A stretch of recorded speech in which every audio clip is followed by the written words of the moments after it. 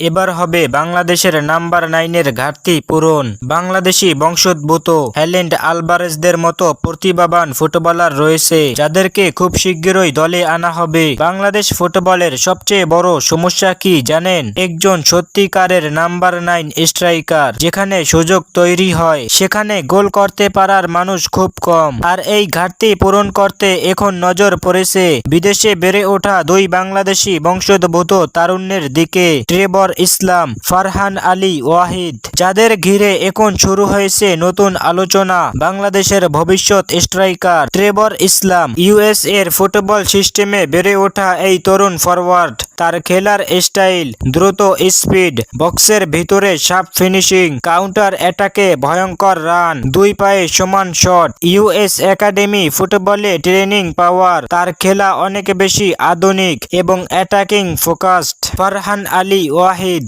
ইংল্যান্ডের football academy সিস্টেমে গড়ে ওঠা এই প্লেয়ার। তার শক্তি, টেকনিক্যাল কন্ট্রোল, যে কোনো মুহূর্তে স্মার্ট মুভমেন্টে অফ দ্য বল, চাপের মধ্যে খেলতে পারা। ইংলিশ ফুটবলের কারণে তার গেমে আছে কম্পিটিটিভ মানসিকতা। বাংলাদেশের সাথে তাদের সম্পর্ক কি? এই দুজনই বাংলাদেশি বংশোদ্ভূত, তাই তারা চাইলে বাংলাদেশ জাতীয় দলের হয়ে খেলতে পারে। ফিফা এলিজিবিলিটি অনুযায়ী বাংলাদেশ ফুটবল ফেডারেশন এখন প্রবাসী খেলোয়াড় খুঁজছে, বিশেষ করে নাম্বার 9 স্ট্রাইকার। হামজা চৌধুরীর সফলতার পর এখন লক্ষ্য আরো প্রবাসী ট্যালেন্ট আনা। ইতিমধ্যেই বাংলাদেশের হয়ে সুলিভান ব্রাদার্স ঝড় তুলে দিছে। যদি এদের একজনও আসে, বাংলাদেশ পেতে পারে নতুন ফিনিশার, আরো শক্তিশালী আক্রমণ ভাগ, বড় ম্যাচে গোল করার ক্ষমতা, যেটা বাংলাদেশের সবচেয়ে বড় দুর্বলতা। এরা কি বাংলাদেশের নতুন গোল মেশিন, নাকি শুধু ভবিষ্যতের সম্ভাবনা? কিন্তু একটা জিনিস নিশ্চিত,